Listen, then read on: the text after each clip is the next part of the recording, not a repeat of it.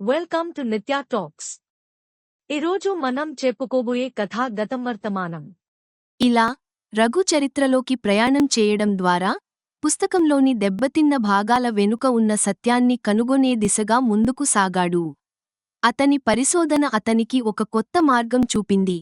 అది పుస్తకం అసలు అర్థాన్ని వెలుగులోకి తేవడంలో కీలకమైంది. ఇది కేవలం ఒక పుస్తకం కాదు అని రఘు తనలో అనుకున్నాడు. ఇది మా చరిత్ర, మా కుటుంబం, మా వంశానికి సంబంధించిన ఒక గాథ. తన ప్రయాణంలో మరింత ప్రగతిని సాధించడానికి రఘు తనపై ఉంచుకున్న అద్భుతమైన బాధ్యతను మరింత స్పష్టంగా గ్రహించాడు. అతనికి అర్థమైంది, ఈ పుస్తకాన్ని అర్థం చేయడం కేవలం రహస్యాలను ఛేదించడం కాదు, అది తన కుటుంబ చరిత్రను, గ్రామ వారసత్వాన్ని సంరక్షించే ఒక ప్రయత్నం. ఈ ఆలోచనతో రఘు మరింత ధైర్యంగా తన ప్రయాణాన్ని కొనసాగించాడు.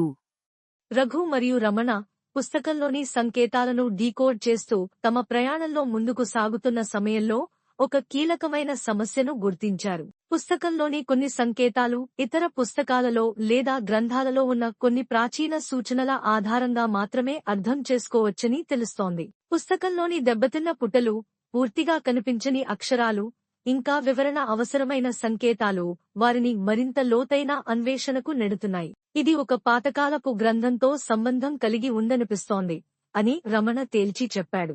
ఈ మాటలు రఘులో ఒక కొత్త ఆశను రేకెత్తించాయి. అంటే ఆ పుస్తకాన్ని కనుగొనగలిగితే మనం ఈ పుస్తకాన్ని పూర్తిగా అర్థం చేసుకోవచ్చు అని రఘు ఉత్సాహంగా అన్నాడు.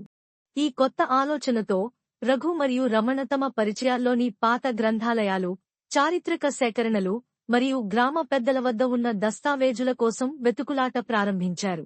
వారు అన్వేషించిన మొదటి ప్రదేశం గ్రామంలోని పాత కోట వద్ద ఉన్న చారిత్రక గ్రంథాలయం. ఈ గ్రంథాలయం గ్రామ చరిత్ర, పూర్వకాలపు లిపి మరియు ప్రాచీన కళల గురించి అనేక విలువైన సమాచారాన్ని కలిగి ఉంది. ఇక్కడ మనకు కావలసిన పుస్తకం దొరకవచ్చు అని రమణ ధైర్యంగా చెప్పాడు.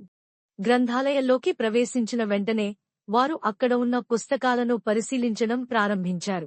షెల్ఫ్స్ లో ఎత్తైన స్టాక్స్ లో పాత గ్రంథాలు దుమ్ము పట్టి ఉండగా వాటిలోని కాగితాలు పసుపు రంగుకు మారిపోయి కాలం చెల్లినట్టు కనిపించాయి. ఈ దృశ్యం చూసిన రఘు ఆశతో కలసి ఆందోళనకు గురయ్యాడు. మనకు కావలసిన పుస్తకం ఇక్కడే ఉండి ఉండవచ్చు, కాని ఇది దొరకడం తేలిక కాదు అని రమణ అన్నాడు. రమణ గ్రంథాలయ నిర్వాహకుడిని సంప్రదించి తమకు కావలసిన సమాచారం గురించి వివరించాడు. మాకో పాత పుస్తకం కావాలి, అది ప్రాచీన భారతీయ లిపి మరియు సంకేతాల పట్ల ఒక ప్రత్యేకమైన సంబంధం కలిగి ఉంటుంది అని రమణ వివరించగా నిర్వాహకుడు దాని గురించి ఆలోచించాడు. అందులో ఓ పుస్తకం మాకు తెలిసిన ప్రాచీన భాషల గ్రంథాలపై ఆధారపడినట్టు అనిపిస్తోంది అని చెప్పాడు. ఆ సమాచారం ఆధారంగా రమణ ఒక గ్రంథాన్ని తీసుకుని చదవడం ప్రారంభించాడు. కాని ఆ పుస్తకంలోని చాలా విషయాలు వారి దృష్టికి అవసరమైన వివరాలను ఇవ్వలేకపోయాయి. గ్రంథాలయంలోని అనేక పుస్తకాల ద్వారా వెతుకుతూనే రఘు తన నోటు పుస్తకంలోని కీలక అంశాలను నోటు చేసుకుంటూ వాటిని కొత్తగా కనుగొన్న సమాచారంతో పోల్చడం మొదలుపెట్టాడు. గ్రంథాలయంలో వారు గడిపిన గంటలు, రోజులు విఫలమైనప్పటికీ వారు తమ ప్రయత్నాలను ఆపలేదు. మనకీ పుస్తకం ఇక్కడ దొరకకపోవచ్చు, మరొక చోట వెతికే సమయం ఆసన్నమైంది అని రమణ అన్నాడు. రఘు నిరాశ చెందకుండా, మరి మనం ఇంకెక్కడ వెతికే అవకాశం ఉందని అనుకుంటున్నావు అని అడిగాడు. ఆ ప్రశ్నకు సమాధానం రమణ మస్తిష్కంలో వేగంగా ఆలోచనల రైలు పరిగెత్తించింది. నువ్వు ఆ గ్రామంలోని పురాతన కోట గురించి చెప్పావు కదా, అక్కడ పాత లిపి, గ్రంథాలపై అనేక జాడలు ఉండవచ్చని గ్రామ పెద్దలు చెప్పారని గుర్తు చేసుకో. మనం అక్కడ వెతుకుదాం అని సూచించాడు. కొంతసేపు గడిచిన తర్వాత రఘు ఒక మూలలో ఉన్న పాత రాతి పెట్టెను గమనించాడు.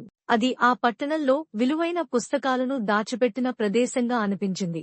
ఇది ఖచ్చితంగా మనకీ పుస్తకానికి సంబంధించినదిగా అనిపిస్తోంది అంటూ రఘు సంబరపడుతూ పెట్టెను తెరవడం ప్రారంభించాడు.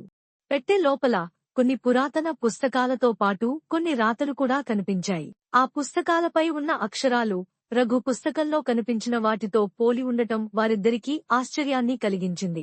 ఇవి ఖచ్చితంగా మనకు కావాల్సిన వివరాలను ఇచ్చే పుస్తకాలు అని రమణ నిశ్చయంగా చెప్పాడు. ఆ పుస్తకాలలో ఒకటి నకులు చేసే విధానంలో వ్రాయబడింది, కాని అది సంకేతాలను డీకోడ్ చేయడంలో కీలకమైనది. ఇది ఖచ్చితంగా మనకు కావాల్సిన సమాచారాన్ని అందిస్తుంది అని రఘు ఆనందంతో చెప్పాడు. ఆ పుస్తకాన్ని జాగ్రత్తగా తీసుకుని వారు తిరిగి రావడానికి సిద్ధమయ్యారు.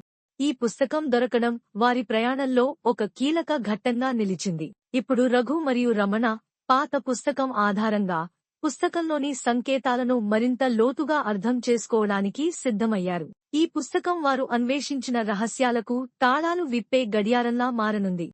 ఇలా రఘు మరియు రమణ తమ దారిలో ఎదురైన ప్రతి అడ్డంకిని అధిగమించి పుస్తకం వెనుక దాగి ఉన్న రహస్యాన్ని వెలికితీయడానికి మరింత ఆత్మవిశ్వాసంతో ముందుకు సాగారు. ఈ ప్రయాణం వారికి కేవలం జ్ఞానాన్నే కాదు, కొత్త అనుభవాలను, జీవన గాథలను కూడా అందించింది. కథ యొక్క తదుపరి ఎపిసోడ్ కోసం నెక్స్ట్ వీడియో చూడండి.